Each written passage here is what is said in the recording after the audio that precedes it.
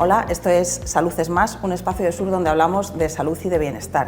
Y hoy estamos con Rafael Ruiz Rico. ¿Qué tal? Muy bien, gracias. Pues te presento, eres el jefe del servicio de otorrinolaringología de Quirosalud Málaga y hoy vamos a hablar contigo de operaciones de amígdalas y vegetaciones por plasma. Empieza contándonos cuándo hay que operar unas amígdalas o unas vegetaciones y cuándo no es necesario. Bueno, la verdad que el concepto o las indicaciones de la cirugía ha variado en el tiempo, ¿no? Actualmente dos son las indicaciones principales, ¿no? Que son o cuando el niño o el adulto tienen infecciones de repetición en la amígdala, o sea, lo que son la amigdalitis, la angina de toda la vida, la amigdalitis aguda, o bien cuando son grandes y producen síntomas obstructivos, tipo de ronquido, apneas del sueño. Ahí son los dos criterios que actualmente utilizamos más básicamente como indicación de la cirugía. Antes, hablo de hace a lo mejor 20 o 25 años, se operaban niños de amígdalas y ahora parece que menos. ¿Eso por qué ha cambiado ese criterio? La medicina va pasando por épocas, pasamos de una época, recuerdo yo cuando era residente, que se operaban todos los niños. Bastaba con que tuvieran un episodio infeccioso, pues se operaban. Después eso trajo otra época en la que no se operaba prácticamente ningún niño, que después son los que se han operado de adultos, no los que operamos ahora de adultos, o sea, son niños que tenían indicaciones pero no se operaban. Y ahora estamos en una época en la que, bueno, se opera lo que está claramente indicado, que son esas dos indicaciones, o bien cuadros obstructivos o cuadros infecciosos de repetición. Porque asociamos, y lo has mencionado antes, estas intervenciones a niños, pero también se hacen en adultos.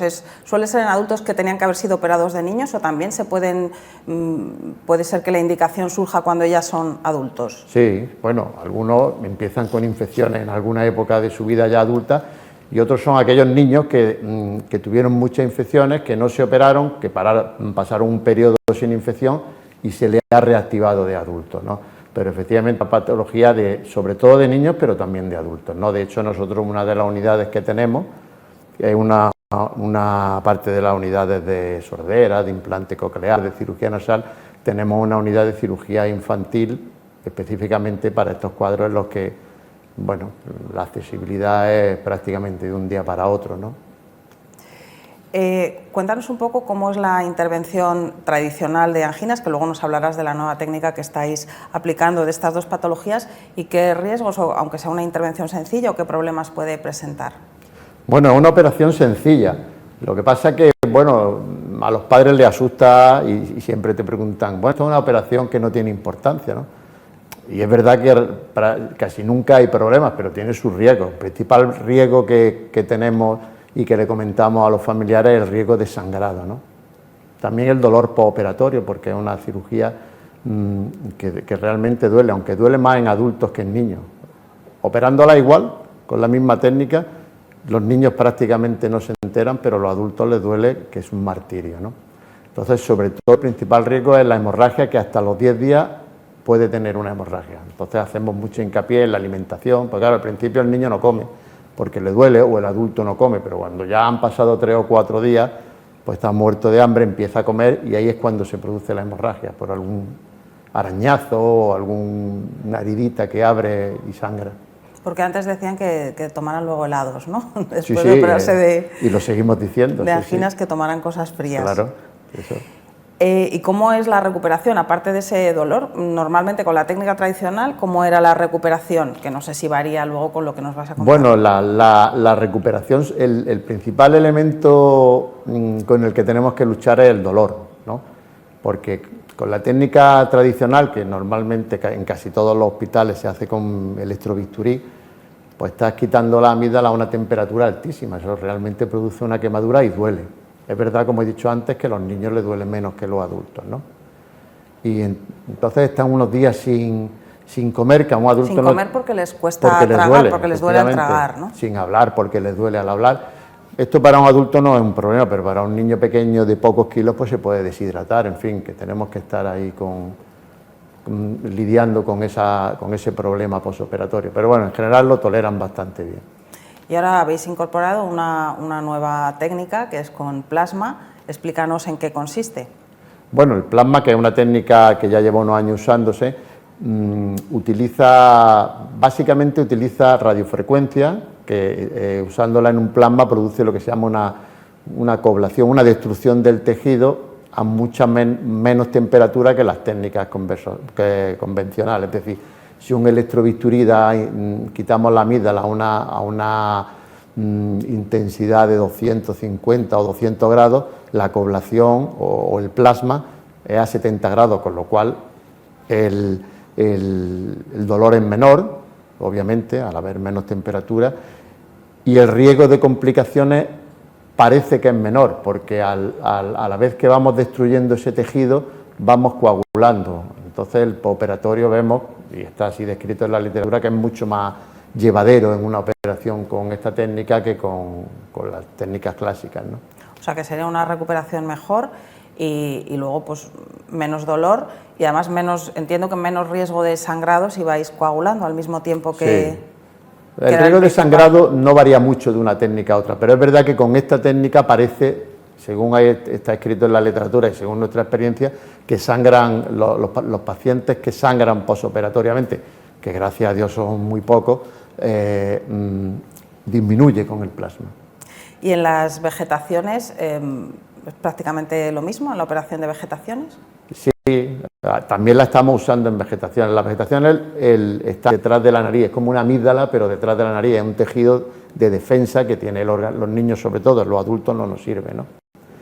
Y entonces, habitualmente lo hemos operado por detrás de la nariz, o sea, por la boca, llegando a la nariz, y es un acceso complicado, ¿no? Entonces, con esta técnica y con endoscopia conseguimos hacer una eliminación del tejido adenoideo, o sea, de las vegetaciones, que es mucho más completo y deja menos restos, porque el problema siempre, que todos los padres lo saben, es que se les reproducen las vegetaciones, ¿no? Con esta técnica, al apurar más, también es más difícil que se reproduzcan. Porque las vegetaciones, nos has hablado antes, ¿en qué casos operan las amígdalas? ¿Las vegetaciones es cuándo?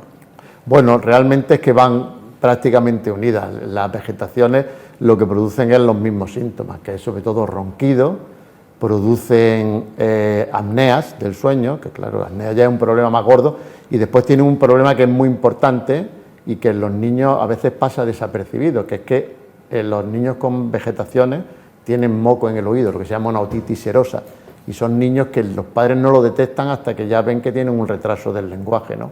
Entonces son niños que a lo mejor tienen 3 o 4 años, que vienen a la consulta, que no hablan bien, y que realmente el problema es que tienen el oído lleno de moco, con lo cual el sonido que están percibiendo es mucho inferior a lo que deberían. No hablan bien porque no están oyendo bien y no pueden adquirir el lenguaje correctamente. Entonces a esos niños se les quita las vegetaciones, se les quita el moco del oído y quitan un cambio radical.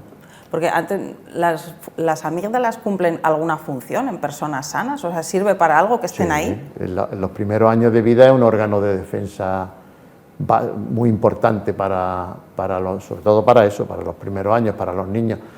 En los adultos ya prácticamente no nos sirven, ya hay otros órganos de defensa, ¿no? En la sangre, pero en las primeras etapas de la vida las amígdalas y las vegetaciones son muy importantes para la defensa.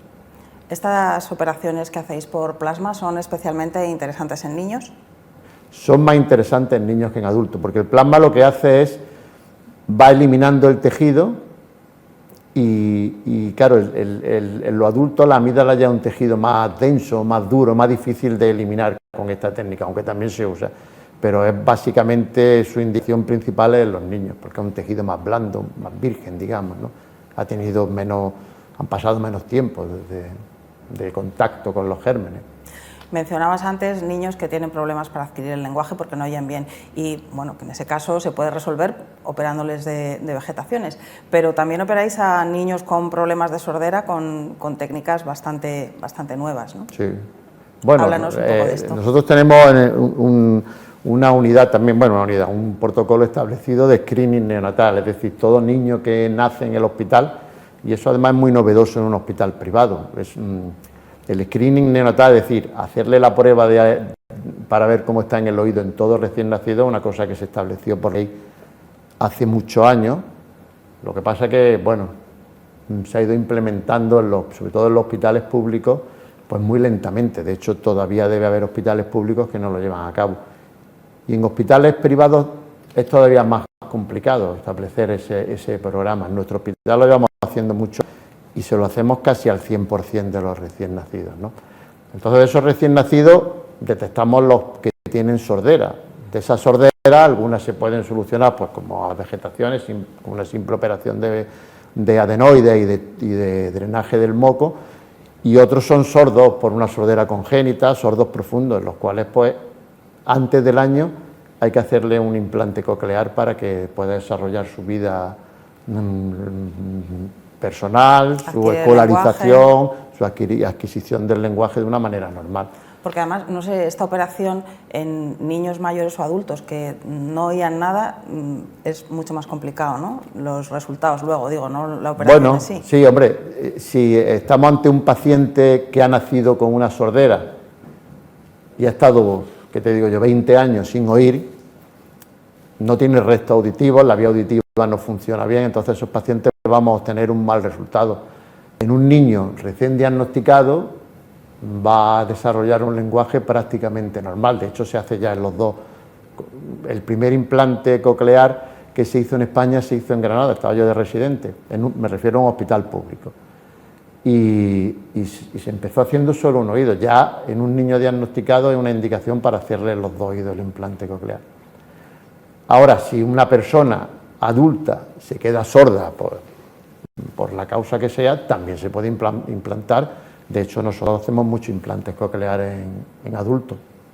Pero la indicación es importante que sea el primer año de... En niños conviene que sea antes del primer año. Cuanto más cerca sea el implante al momento en que se ha quedado sordo, en este caso sería el nacimiento, pero un adulto, por el momento en el que ya, por ejemplo, los audífonos no le sirven, cuanto más cercano se haga ese tiempo, mejores son los resultados del implante coclear. Pues Rafael, muchas gracias por contestar a nuestras preguntas. Nos has resuelto todas las dudas que teníamos sobre amígdalas y vegetaciones. Gracias. Muchas gracias a vosotros.